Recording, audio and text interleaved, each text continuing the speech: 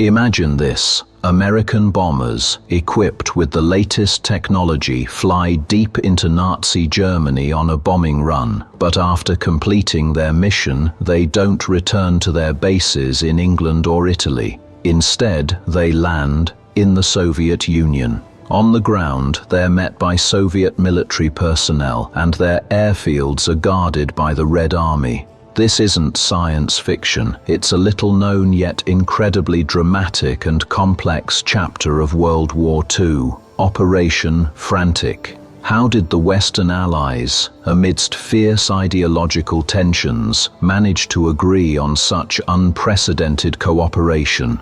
What compelled Stalin to allow American forces onto Soviet soil? And why, despite immense effort and high hopes, did this operation never become a pivotal element in the fight against the Third Reich, its conclusion marking one of the bitterest pages in the history of Allied collaboration? Today, we'll uncover all the secrets of Frantic, from its logistical puzzles to its political intrigues and dramatic ending. Operation Frantic was born out of a critical strategic necessity and geopolitical compromises. In the early 1940s, the operational range of heavy bombers, like the famous American B-17 Flying Fortresses or B-24 Liberators, was limited. They could conduct deep raids into Germany from bases in England, but often couldn't reach the most distant industrial centers of eastern Germany, Poland, or the oil fields of Ploiești in Romania, and then return. The idea of shuttle bombing involved using Soviet airfields as intermediate landing sites. American planes would take off from England or Italy, bomb a target, land in the USSR for refueling and rearming, then bomb another target on their return journey before heading back to their Western bases. This strategy allowed for attacks on targets previously out of reach for single-leg missions, enabled assaults on German targets from multiple directions, confusing their air defenses, and potentially increased crew survival by shortening the return flight after a mission.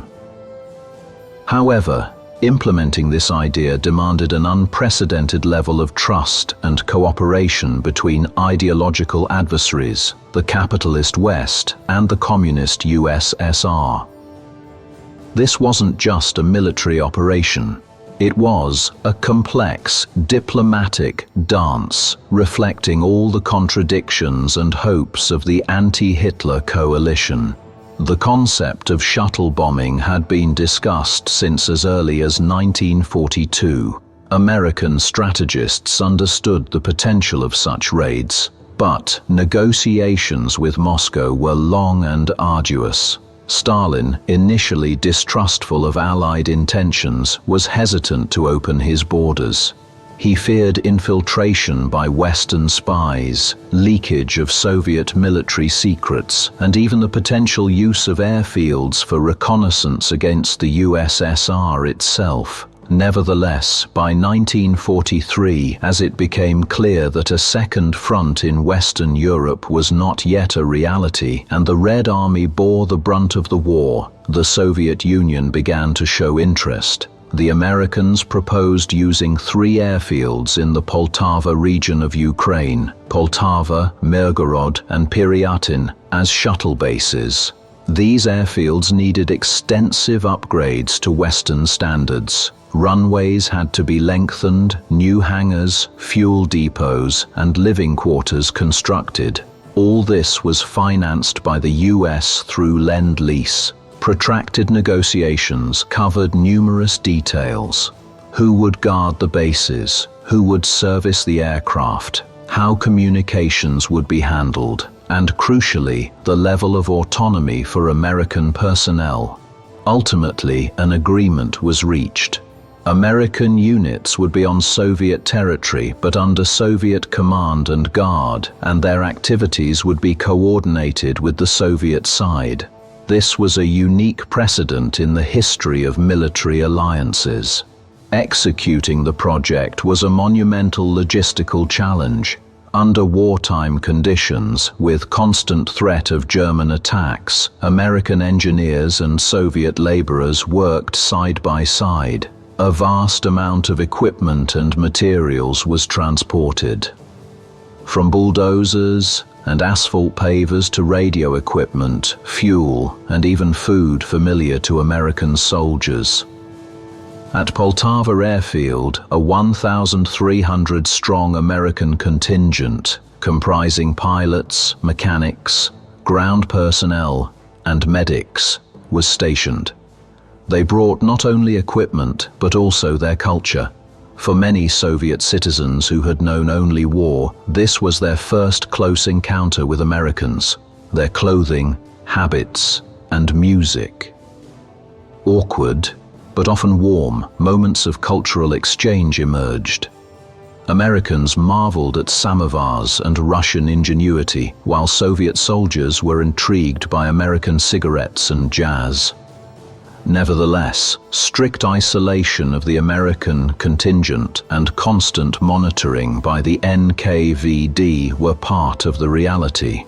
The first raid under Operation Frantic, codenamed Frantic Joe, took place on June 2, 1944. A group of 130 B-17, having departed from Italian bases, successfully bombed the railway junction in Debrecen, Hungary, before landing in Poltava. It was a success. For the first time, American bombers reached a target that would have been inaccessible on a regular sortie. After refueling and rearming, on June 6, 1944, the American planes departed Poltava to strike the German airfield at Galați in Romania, then returned to Italy. Thus, the full cycle of a shuttle operation was demonstrated. Several more successful raids followed. June 21, 1944, bombing of a synthetic fuel plant in the Ruhr, Germany, with landing in Poltava.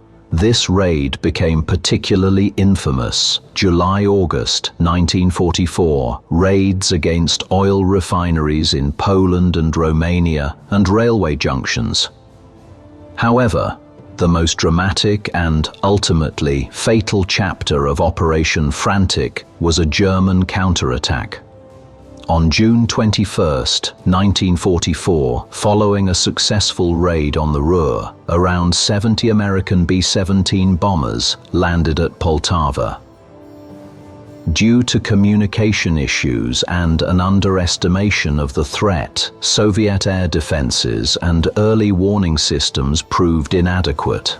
On the night of June 21 to 22, under the cover of darkness, a squadron of approximately 100 German He-111 bombers, utilizing intelligence, launched a massive raid on Poltava airfield.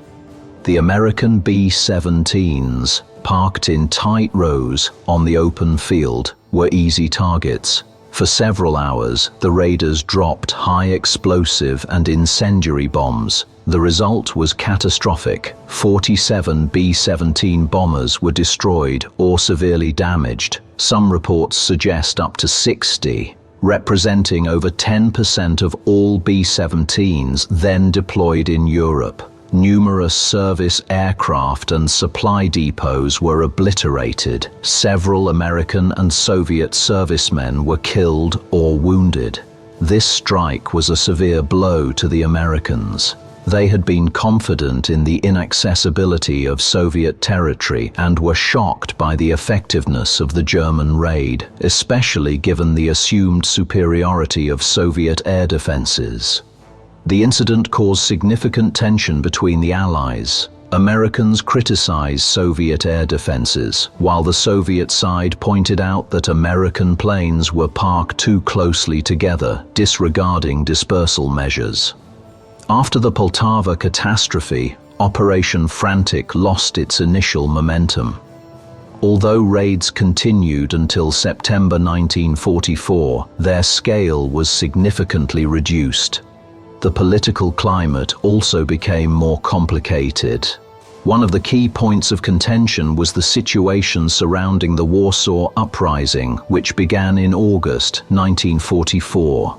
American and British planes attempted to drop supplies to Polish insurgents, but they required Soviet airfields for intermediate landing and refueling. The Soviet command, however, refused, citing a complex military situation and likely political considerations, as they were unwilling to support the Armia Krajowa, which was loyal to the Polish government in exile rather than pro-Soviet forces. This refusal sparked serious resentment in the West. Ultimately, on September 19, 1944, after the last Shuttle mission, the bombing of a railway station in Nagy Kanisa, Hungary, American forces evacuated the Soviet airfields. Operation Frantic was effectively terminated.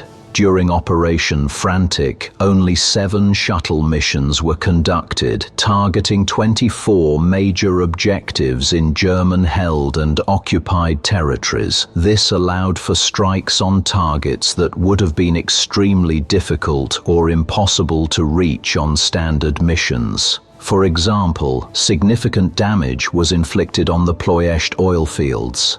The shuttle bombing technique did indeed confuse German air defenses, but it did not lead to their complete paralysis. From a purely military perspective, Frantic was not a decisive factor in the war. Overall, American aircraft losses were significant, especially after the Poltava raid. However, its importance extends beyond just military successes.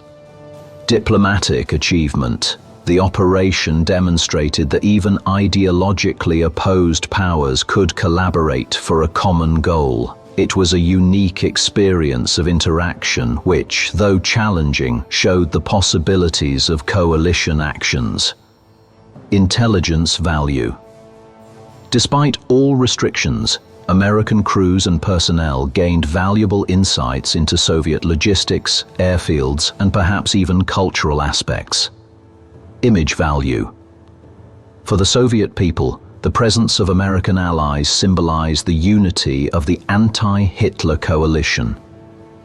Nevertheless, Operation Frantic also served as a prologue to the Cold War. The tensions, mistrust, and cultural differences that emerged during this cooperation only intensified mutual suspicions and foreshadowed future conflicts. The USSR's refusal to support the Warsaw Uprising ultimately undermined trust between the Western Allies and Moscow.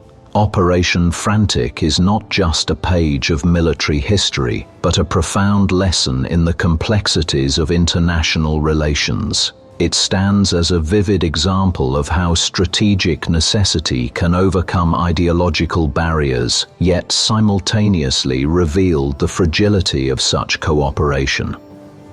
Despite its limited military achievements, Frantic demonstrated the capacity for 2 distinct worlds, the West and the East, to unite against a common enemy.